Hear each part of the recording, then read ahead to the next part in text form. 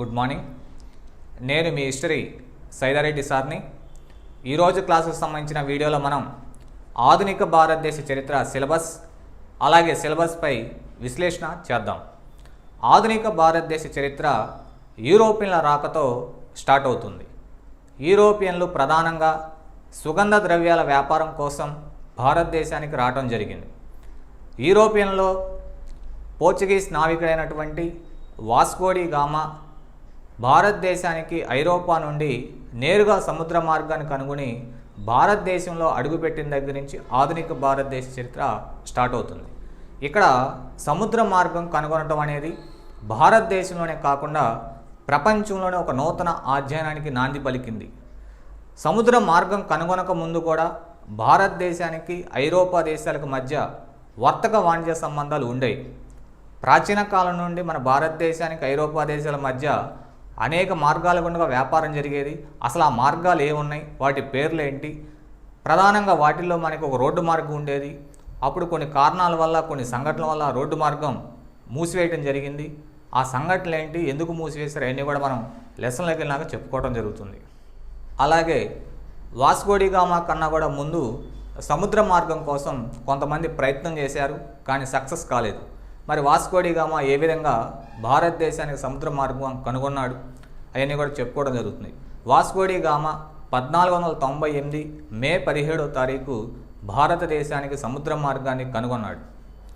ఇక్కడ నుంచి యూరోపియన్లు అనేవాళ్ళు మనకి ఒక్కొక్కరు స్టార్ట్ అవడం జరిగింది. యూరోపియన్ల రాక వరుస క్రమం మనం పరిశీలిస్తే ఫస్ట్ పోర్చుగీస్ వారు, తర్వాత డచ్ వారు, తర్వాత బ్రిటిష్ వారు, తర్వాత డేనిష్ వారు, తర్వాత ఫ్రెంచ్. ఈ 5 యూరోపియన్ దేశాలు భారతదేశానికి రావటం జరిగింది. మరి ఈ 5 యూరోపియన్ దేశాలు భారతదేశానికి వచ్చే సమయానికి ఆ కాలంలో రాజులు ఎవరున్నారు, వీళ్ళకి అనుమతి ఇచ్చినటువంటి రాజుల పేర్లు ఏంటి, అలాగే ఐరోపా వాళ్ళని సంబంధించినటువంటి వర్తక స్థావరాలు ఎక్కడెక్కడ ఉన్నాయి, వాళ్ళ యొక్క ప్రధాన కేంద్రాలు ఏంటి, అలాగే వాళ్ళ యొక్క జనరల్స్ ఎవరున్నారు, భారతదేశంలో వాళ్ళు నిర్మించిన కట్టడాలు ఏమైనా ఉన్నాయా, చివరికి ఏ విధంగా పతనమయ్యారు, భారతదేశం నుంచి ఎప్పుడు ఖాళీ చేసి వెళ్ళిపోయారు, ఇవన్నీ కూడా చర్చించుకుంటాం. ఈ 5 యూరోపియన్ దేశాల్లో వాణిజ్యంలో, వర్తకంలో చాలా పోటీ జరిగింది. ఈ పోటీలో బ్రిటిష్ ఈస్ట్ ఇండియా కంపెనీ మిగిలిన 4 దేశాలను పక్కకు నెట్టి భారతదేశంలో వ్యాపారంలో గుత్తాధిపత్యాన్ని సాధించింది బ్రిటిష్ ఈస్ట్ ఇండియా కంపెనీ.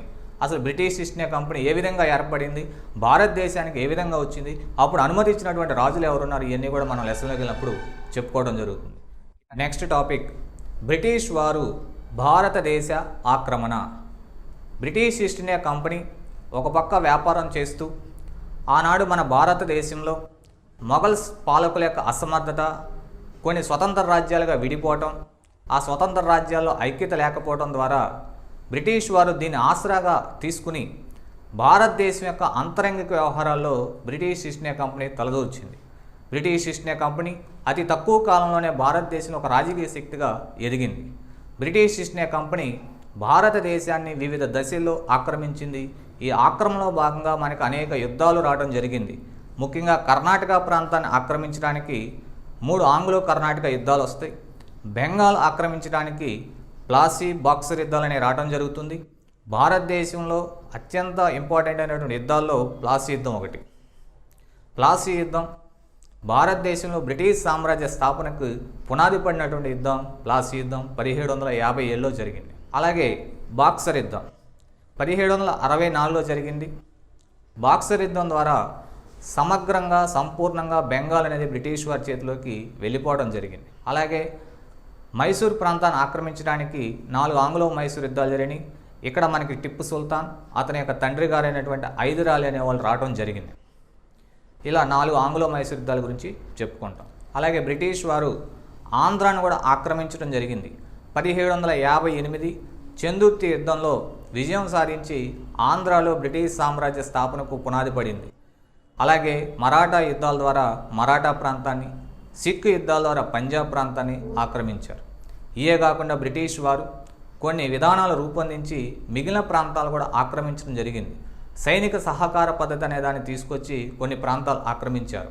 రాజ్య సంక్రమణ సిద్ధాంతం అనే దాన్ని తీసుకొచ్చి అనేక ప్రాంతాలు ఆక్రమించడం జరిగింది. సతారా, సంబల్పూర్, ఝాన్సీ ఇలా అనేక ప్రాంతాలను ఆక్రమించారు బ్రిటిష్ వారు. ఇవే కాకుండా ఇంకా అనేక విధానాలు తీసుకొచ్చి అవధ్, సింధ్ అనే ప్రాంతాలను కూడా ఆక్రమించడం జరిగింది. ఈ విధంగా బ్రిటిష్ వారు భారతదేశాన్ని ఏ విధంగా ఆక్రమించారో ఆ యుద్ధాలన్నీ కూడా చెప్పుకోవడం జరుగుతుంది. Next topic, British East India company పరిపాలనలో భారతదేశం. బ్రిటిష్ ఈస్ట్ ఇండియా కంపెనీ భారతదేశాన్ని ఆక్రమించి పరిపాలించింది. కంపెనీ పరిపాలనలో వాళ్ళు అనేక అంశాలపై నిర్ణయం తీసుకోవడం జరిగింది. అనేక అంశాలు రూపొందించారు. ముఖ్యంగా రాజకీయపరమైన అంశాలు, ఆర్థికపరమైన, సాంఘికపరమైన అనేక అంశాలు రూపొందించడం జరిగింది. బ్రిటిష్ వారు వాళ్ళ అంశాలను ఎప్పటికప్పుడు వాళ్ళకు అనుకూలంగా మార్చుకుంటూ ఉండేవారు. ముఖ్యంగా బ్రిటిష్ వారి యొక్క ఆర్థిక విధానాలు, భూమి శిస్తు విధానాల్లో రైతులు ఎంతో నష్టపోవడం జరిగింది. అలాగే గ్రామీణ చేతి వృత్తులు, అలాగే కుటీర పరిశ్రమలు దెబ్బతింటడం జరిగింది. అలాగే మన యొక్క సాంఘిక వ్యవస్థ, మన సంస్కృతి, మన భాష, మన కట్టుబాట్లు అన్నీ కూడా బ్రిటిష్ యొక్క విధానాల వల్ల దెబ్బతింటడం జరిగింది. ఈ విధంగా బ్రిటిష్ వారి యొక్క పరిపాలన సంబంధించినటువంటి అంశాలు భారతదేశంపై ఏ విధంగా ప్రభావం చూపింది అన్నీ కూడా మనం లెసన్లోకి వెళ్ళినప్పుడు చెప్పుకోవడం జరుగుతుంది. ఇక నెక్స్ట్ టాపిక్ వచ్చేపాటికి British governor generals. British governor generals అంటే మన భారతదేశాన్ని బ్రిటిష్ ఈస్ట్ ఇండియా కంపెనీ పరిపాలించేటప్పుడు కొంతమంది బ్రిటిష్ గవర్నర్ జనరల్స్ చాలా యొక్క ప్రధాన పాత్ర పోషించారు. వాళ్ళు ఎప్పటి నుంచి ఎప్పటి వరకు పరిపాలించారు, ఒక్కొక్క గవర్నర్ జనరల్ సంబంధించినటువంటి అంశాలు, వాళ్ళు తీసుకొచ్చినటువంటి పాలసీస్ ఏమున్నాయి అని కూడా చెప్పుకోవడం జరుగుతుంది లెసన్ వెళ్ళినప్పుడు. దీని మీద కూడా మనకి పోటీ పరీక్షల్లో బిట్లు అడగడం జరుగుతుంది. నెక్స్ట్ టాపిక్, బ్రిటిష్ వ్యతిరేక తిరుగుబాట్లు. భారతదేశంలో బ్రిటిష్ వారి యొక్క దౌర్జన్యాలు, బ్రిటిష్ వారి యొక్క విధానాల వల్ల అందరూ విసిగిపోవడం జరిగింది. ముఖ్యంగా అటవీ చట్టాల ద్వారా గిరిజనులు విసిగెత్తిపోయారు. అలాగే భూమి శిస్తు విధానంలో రైతులు ఇబ్బంది పడటం జరిగింది. ఇలా అందరూ సామాన్య ప్రజలు కూడా ఇబ్బంది పడడం జరిగింది బ్రిటిష్ కంపెనీ పరిపాలనలో. ఆ విధంగా మనకి సిపాయిల తిరుగుబాటు కన్నా కూడా ముందు అనేక తిరుగుబాట్లు వచ్చినాయి. దానిలో భాగంగా గిరిజనుల తిరుగుబాట్ల గురించి చెప్పుకుంటాం. తర్వాత వచ్చేపాటికి రైతుల తిరుగుబాట్ల గురించి చెప్పుకుంటాం. ఇవన్నీ లెసన్లోకి వెళ్ళినప్పుడు ఒక్కొక్కటి మనకి చెప్పుకోవడం జరుగుతుంది. అలాగే పాలెగాల తిరుగుబాటు కూడా చెప్పుకుంటాం. అలాగే సిపాయిల తిరుగుబాటుకు ముందు కొన్ని తిరుగుబాట్లు మనకి అక్కడక్కడ కనిపిస్తాయి, ఏంటో కూడా మళ్ళీ సమగ్రంగా చెప్పుకోవడం జరుగుతుంది. నెక్స్ట్ టాపిక్, 1857 సిపాయిల తిరుగుబాటు. 1857 సిపాయిల తిరుగుబాటు, ఇది అత్యంత గొప్ప తిరుగుబాటుగా పరిగణిస్తారు. సిపాయిల తిరుగుబాటు జరగడానికి గల కారణాలు ఏంటి, ప్రధాన కారణం ఏంటి, తక్షణ కారణం ఏంటి, ఈ తిరుగుబాటు ఎక్కడ స్టార్ట్ అయింది, ఈ తిరుగుబాటులో ఎవరెవరు పాల్గొన్నారు, మనకి మంగల్ పాండే, ఝాన్సీ లక్ష్మీబాయి, నానా సాహెబ్, తాంతియా తోపే, ఇలా చాలామంది ప్రముఖులు పాల్గొనడం జరిగింది. అలాగే ఈ తిరుగుబాటును బ్రిటిష్ వారు ఏ విధంగా అణిచివేశారు, ఈ తిరుగుబాటు ద్వారా వచ్చిన ఫలితాలు ఏంటి, అలాగే ఈ తిరుగుబాటు ద్వారా వచ్చినటువంటి ఫలితాల్లో మనకి ముఖ్యంగా చూసుకుంటే కంపెనీ పరిపాలన అంతమైపోయి భారతదేశ పరిపాలన మొత్తం ఇంగ్లాండ్ రాణి చేతిలోకి వెళ్ళిపోతుంది, అంటే బ్రిటిష్ గవర్నమెంట్ చేతిలోకి బదిలీ చేయబడుతుంది. అలాగే ఈ తిరుగుబాటుపై ప్రముఖులు ఇచ్చిన నినాదాలు ఏంటి, ఈ తిరుగుబాటుపై ప్రముఖులు రాసినటువంటి పుస్తకాలు ఏంటో కూడా మనం చెప్పుకోవడం జరుగుతుంది. ఈ టాపిక్ కూడా మనకి చాలా ఇంపార్టెంట్ పోటీ పరీక్షలో. నెక్స్ట్ టాపిక్, సాంఘిక పునర్జీవన ఉద్యమాలు భారతదేశంలో. సాంఘిక పునర్జీవనం అనేది ప్రపంచంలో మొట్టమొదటి ఇటలీలో స్టార్ట్ అవుతుంది. మన భారతదేశంలో బెంగాల్ ప్రాంతంలో స్టార్ట్ అవుతుంది. బ్రిటిష్ వారి యొక్క విధానాల ద్వారా భారతదేశంలో మూఢనమ్మకాలు, మూఢ విశ్వాసాలు, సాంఘిక దురాచారాలకు వ్యతిరేకంగా పునరాలోచన చేయడం స్టార్ట్ అయింది. ఆనాడు చదువుకున్నటువంటి కొంతమంది మేధావులు సంఘ సంస్కర్తలా మారి ఈ ఉద్యమాలు చేపట్టడం జరిగింది. దీనిలో భాగంగా మనకి రాజా రామ్మోహన్ రాయ్ సాంఘిక సాంస్కృతిక పునర్జీవన ఉద్యమాలకు ఆద్యుడు, మూలపురుషుడిగా పిలుస్తాం. రాజా రామ్మోహన్ రాయ్ బ్రహ్మ సమాజ్ అనేది స్థాపించడం జరిగింది. ఇవన్నీ కూడా మనం చెప్పుకోవడం జరుగుతుంది. అలాగే దేవేంద్రనాథ్ ఠాగూర్, కేశవ చంద్రసేన్, అలాగే స్వామి దయానంద సరస్వతి ఆర్య సమాజ్ని స్థాపించాడు. మనకి అసలు ఆర్యులు చెప్పినటువంటి వేదాల సారాంశాన్ని నేటి సమాజానికి అందించాలనే ఉద్దేశంతో ఆర్య సమాజ్ని స్థాపించాడు స్వామి దయానంద సరస్వతి. అలాగే వేద సమాజ్, పేదనా సమాజ్ ఇవన్నీ కూడా మనకి రావటం జరుగుతుంది. ఇదే కాలంలో బ్రిటిష్ వారు భారతీయులను అనాగరికులుగా అలాగే పాశ్చాత్య దేశాల్లో ప్రచారం చేయడం జరుగుతుంది. ఇదే సమయంలో మనకి స్వామి వివేకానంద చికాగో వెళ్ళి ప్రపంచ సర్వమత సమ్మేళనంలో భారతదేశం యొక్క గొప్పతనాన్ని, మన యొక్క సంస్కృతి యొక్క గొప్పతనాన్ని ప్రపంచానికి చాటి చెప్పడం జరిగింది. అలాగే స్వామి వివేకానంద గురించి చెప్పుకుంటాం. ఇక్కడ అతని యొక్క గురువుగారు అయినటువంటి రామకృష్ణ పరమహంస గురించి కూడా మనం చెప్పుకోవడం జరుగుతుంది. ఇలా ఈ సాంఘిక సాంస్కృతిక పునర్జీవన ఉద్యమాలు అనేది చాలా పెద్ద టాపిక్. దీని మీద మనకి పోటీ పరీక్షల్లో ఎక్కువగా 2-3 బిట్లు అడగటం జరుగుతుంది. ఇక నెక్స్ట్ టాపిక్ వచ్చేవాడికి కుల ఉద్యమాలు. ఆనాడు మన భారతదేశంలో కుల వ్యవస్థ నిర్మూలన కోసం కొంతమంది ఉద్యమాలు చేపట్టడం జరిగింది. ముఖ్యంగా నిమ్న కులాలని చాలా తక్కువగా చూసేవాళ్ళు ఆ కాలంలో. ఈ కుల వ్యవస్థ నిర్మూలన కోసం మహారాష్ట్ర ప్రాంతానికి చెందినటువంటి జ్యోతిబా ఫులే, కేరళ ప్రాంతానికి చెందినటువంటి శ్రీ నారాయణ గురు, అలాగే డాక్టర్ బిఆర్ అంబేద్కర్ మొదలైన ప్రముఖులు కృషి చేయడం జరిగింది. ఇవి కూడా లెసన్లోకి వెళ్ళినప్పుడు మనం చెప్పుకోవడం జరుగుతుంది. నెక్స్ట్ టాపిక్ జాతీయ ఉద్యమం. బ్రిటిష్ వారు ఒక ప్రాంతాన్నే కాకుండా భారతదేశంలో అన్ని ప్రాంతాలను ఆక్రమించి పరిపాలించడం జరిగింది. దీంతో అన్ని ప్రాంతాల వారు స్వతంత్రాన్ని కోల్పోయారు బ్రిటిష్ వారి వల్ల. ఇక నిదానంగా మన భారతీయుల్లో అవగాహన ఏర్పడింది. ఎక్కడి నుంచో వచ్చినటువంటి పాశ్చాత్య దేశానికి చెందిన బ్రిటిష్ వాడు మన భారతీయుల్ని పరిపాలించడం ఏంటి అనే భావన నిదానంగా స్టార్ట్ అయింది. జాతీయ భావాలు వెలుగులో రావడానికి కొన్ని సంస్థల యొక్క పాత్ర ఉంటుంది, పుస్తకాల పాత్ర ఉంటుంది, పత్రికల యొక్క పాత్ర కూడా ప్రధానంగా కనపడుతుంది. ఇవన్నీ లెసన్లోకి వెళ్ళినప్పుడు చెప్పుకుంటాం. అలాగే ఇదే సమయంలో మనకి 1885 డిసెంబర్ 28వ తారీఖు ఐఎన్సి భారత జాతీయ కాంగ్రెస్, ఇండియన్ నేషనల్ కాంగ్రెస్ అనేది స్థాపించడం జరిగింది. దీన్ని స్థాపించినటువంటి వ్యక్తి ఏఓ హ్యూమ్, బ్రిటిష్ వ్యక్తి. ఐఎన్సి స్థాపించడానికి గల కారణాలు అనేకం ఉంటాయి. ఎన్ని లెసన్లోకి వెళ్ళినప్పుడు చెప్పుకుంటాం. ప్రధానంగా ఆనాడు మన భారతదేశంలో అనేక తిరుగుబాట్లు బ్రిటిష్ వారిపై వచ్చే అవకాశం ఉందని ముందుగానే బ్రిటిష్ వారు గమనించి ఇంగ్లాండ్లోగా భారతదేశంలో కూడా ఒక ప్రతిపక్ష పార్టీ ఉండాలనే ఉద్దేశంతో, అలాగే ప్రజా సమస్యలను చర్చించడం కోసం ఒక పార్టీని స్థాపించాలనేది ఆలోచన బ్రిటిష్ వారికి వచ్చింది. వెంటనే ఏఓ హ్యూమ్ దీని కార్యరూపం దాల్చాడు. ఆ విధంగా ఐఎన్సి ఏర్పడింది. ఇక్కడి నుంచి మనకి ఐఎన్సి ఏర్పడిన తర్వాత అనేక ఐఎన్సి సమావేశాలు జరుగుతాయి. కాంపిటేటివ్ ఎగ్జామ్స్లో ముఖ్యంగా మనకు 30-40 సమావేశాలు ప్రధానంగా చెప్పుకోవడం జరుగుతుంది.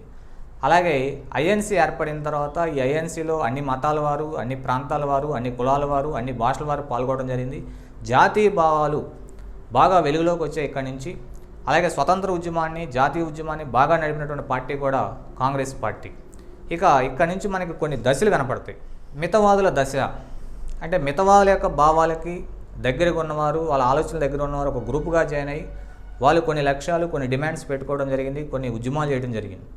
అవన్నీ లెసన్లోకి వెళ్ళినప్పుడు చెప్పుకుంటాం. మితవాద నాయకులు ఎవరున్నారు, వాళ్ళు చేసినటువంటి డిమాండ్స్ ఏంటి అని కూడా చెప్పుకోవడం జరుగుతుంది. మితవాదుల యొక్క దశ 1885 నుంచి 1905 బెంగాల్ విభజన వరకు ప్రధానంగా మనకు కనపడుతుంది. ఆ తర్వాత అతివాదుల యొక్క దశ. అతివాదుల యొక్క భావాలకి, అతివాదుల యొక్క ఆలోచనల దగ్గర ఉన్నవారు ఒక గ్రూపుగా జాయిన్ అయ్యి వాళ్ళు కొన్ని లక్ష్యాలు, కొన్ని డిమాండ్స్ పెట్టుకుని వాళ్ళు కొన్ని ఉద్యమాలు చేయడం జరిగింది. అతివాద నాయకులు ఎవరెవరు ఉన్నారు, వాళ్ళు చేసిన ఉద్యమాలు ఏంటి ఇవన్నీ కూడా మనం లెసన్లోకి వెళ్ళినప్పుడు చెప్పుకుంటాం. నెక్స్ట్ గాంధీ యుగం. గాంధీజీ పుట్టినటువంటి ప్రాంతం, అతను ఏం చదువుకున్నాడు ఇవన్నీ చెప్పుకుంటూ దక్షిణాఫ్రికా ఎప్పుడు వెళ్ళాడు, దక్షిణాఫ్రికాలో అక్కడ చేసినటువంటి ఉద్యమాలు ఏంటి అవన్నీ చెప్పుకుంటాం. తర్వాత దక్షిణాఫ్రికా నుంచి భారతదేశం తిరిగి వచ్చిన తర్వాత గాంధీజీ ఏ విధంగా ముందుకెళ్ళాడో చూడటం జరుగుతుంది. గాంధీజీ 1915 జనవరి 9వ తారీఖు దక్షిణాఫ్రికా నుండి భారతదేశానికి తిరిగి రావడం జరిగింది. గాంధీజీ భారతదేశం తిరిగి వచ్చిన తర్వాత సబర్మతి ఆశ్రమాన్ని ఏర్పాటు చేసుకోవడం జరిగింది. భారతదేశంలో రాజకీయ కార్యకలాపాలు కొనసాగించడం కోసం సబర్మతి ఆశ్రమాన్ని స్థాపించాడు. అలాగే ఇక్కడి నుంచి నిదానంగా ఉద్యమాలు చేయడం జరిగింది గాంధీజీ మొట్టమొదటి సత్యాగ్రహం చంపారన్ సత్యాగ్రహం. అప్పటి వరకు పట్టణ ప్రాంతాలుగా పరిమితమైన ఉద్యమాలు. గాంధీజీ ఒక మారుమూల ప్రాంతానికి వెళ్ళి చంపారన్ సత్యాగ్రహం చేయడం జరిగింది. గాంధీజీ భవిష్యత్తులో గొప్ప నాయకుడిగా, అగ్రనాయకుడిగా వెళ్ళడానికి బలమైన పునాది పడింది చంపారన్ సత్యాగ్రహం. అలాగే తర్వాత కేదా సత్యాగ్రహం, అహ్మదాబాద్ మిల్లు కార్మికుల సమ్మె, 3 విజయాలు అందుకున్నాడు గాంధీజీ. ఒక పక్క దక్షిణాఫ్రికాలో అపారమైన అనుభవం, భారతదేశానికి వచ్చిన తర్వాత 3 ఉద్యమాల విజయం. అలాగే ఇదే సమయంలో మనకి తిలక్ అనే వ్యక్తి ఒక బలమైన నాయకుడు చనిపోవడం జరిగింది. గాంధీజీ జాతీయ రాజకీయాలకు చాలా సులువుగా, ఈజీగా రావడం జరిగింది. గాంధీజీ యొక్క సింపుల్సిటీ, గాంధీజీ యొక్క సిద్ధాంతాలు ఇవన్నీ కూడా నచ్చి భారతదేశంలో యావత్ ప్రజలందరూ కూడా పట్టం కట్టడం జరిగింది గాంధీజీకి. గాంధీజీ జాతీయ రాజకీయాలకు వచ్చిన తర్వాత అనేక ఉద్యమాలు కొత్త విధానంగా ముందుకు తీసుకెళ్లాడు. గాంధీజీ ప్రజా ఉద్యమాలుగా మలచడం జరిగింది ఉద్యమాల్ని. గాంధీజీ జాతీయ రాజకీయాలకు వచ్చిన తర్వాత చేసిన ఉద్యమాలు సహాయ నిరాకరణ ఉద్యమం, ఉప్పు సత్యాగ్రహం, క్విట్ ఇండియా ఉద్యమం. ఈ విధంగా స్వతంత్ర ఉద్యమంలో గాంధీజీ యొక్క పాత్ర కూడా చాలా కీలకంగా ఉంటుంది. స్వతంత్ర ఉద్యమంలో పాల్గొన్న నాయకుల్లో అగ్రనాయకుడిగా, గొప్ప నాయకుడిగా గాంధీజీకి పేరు రావడం జరిగింది. అలాగే మరోపక్క విప్లవకారుల యొక్క పాత్ర కూడా జాతీయ ఉద్యమంలో మనకు కనపడుతుంది. అంటే ముఖ్యంగా యువకులు మనకి రామ్ ప్రసాద్ బిస్మాల్, భగత్ సింగ్, రాజ్గురు, సుఖ్దేవ్, చంద్రశేఖర్ ఆజాద్, ఖుదీరామ్ బోస్, ఇలా విప్లవ భావాల దగ్గర ఉన్న వాళ్ళంతా కూడా ఒక గ్రూప్గా జాయిన్ అయ్యి వాళ్ళు కొన్ని లక్ష్యాలు పెట్టుకుని బ్రిటిష్ వారి మీద ఫైట్ చేశారు. అలాగే మరోపక్క సుభాష్ చంద్రబోస్ అనే వ్యక్తి ఆజాద్ హిందూ ఫౌజ్ని ఏర్పాటు చేసుకుని ఆగ్నేయ దేశాల్లో ఉన్నటువంటి సైన్యాన్ని కూడగట్టి బ్రిటిష్ వారి మీద దాడి చేయడానికి పూనుకోవడం జరిగింది. సో ఒక పక్క క్విట్ ఇండియా ఉద్యమం దాటి మరోపక్క ఆజాద్ హిందూ ఫౌజ్ యొక్క దాటికి బ్రిటిష్ వారు భారతదేశంలో వీకాడడం జరిగింది. అలాగే రెండవ ప్రపంచ యుద్ధంలో కూడా బ్రిటిష్ వారు చాలా నష్టపోయారు. దీంతో భారతదేశంలో ఇక బాగా బలహీనపడడం జరిగింది. బ్రిటిష్ వారు స్వతంత్రం ఇవ్వడానికి అనేక ప్రణాళికలు రూపొందించారు. అందులో భాగంగా మనకి మౌంట్ బాటన్ ప్రణాళిక అనేది ఒకటి కనపడుతుంది. ఇక 1947 భారత స్వతంత్ర చట్టాన్ని రూపొందించాడు. ఆ తర్వాత దేశాన్ని విభజించడం జరిగింది, స్వతంత్రం రావటం, అలాగే సంస్థానాల విలీనం జరగటం జరిగింది. సంస్థానాల విలీనంలో మనకి సర్దార్ వల్లభాయ్ పటేల్ ఉక్కు మనిషి చాలా కీలక పాత్ర పోషించాడు. ఇదంతా కూడా మనకి సిలబస్. ఇది ఆధునిక భారతదేశ చరిత్ర అంటే ఇవన్నీ కూడా మనకి అవగాహన ఉండాలి. గత వీడియోస్లో వచ్చేపాటికి మనం ప్రాచీన భారతదేశ చరిత్ర చెప్పుకున్నాం, మధ్యయుగ భారతదేశ చరిత్ర సిలబస్ చెప్పుకున్నాం. ఇప్పుడు ఆధునిక భారతదేశ చరిత్ర చెప్పుకోవడం జరిగింది. సిలబస్ మీద అవగాహన ఉండాలి, పట్టు ఉండాలి. ఎందుకంటే మనకి సిలబస్ ఏంటి, ఎక్కడ ఏం జరుగుతుంది, అసలు బేసిక్స్ ఐడియా ఉండాలి. తర్వాత నువ్వు సబ్జెక్ట్లో ఎంతైనా నేర్చుకోవచ్చు. సో ఈ సిలబస్ సంబంధించినటువంటి వీడియోలు బాగా చూడండి. మీకు చాలా వరకు బేసిక్ నాలెడ్జ్ వచ్చేస్తుంది సిలబస్ వీడియోస్ చూస్తే. తర్వాత రాబోయే వీడియోస్లో వచ్చేపాటికి మీకు ఒక్కొక్క లెసన్ టాపిక్ వైజు చెప్పుకుంటూ రావడం జరుగుతుంది.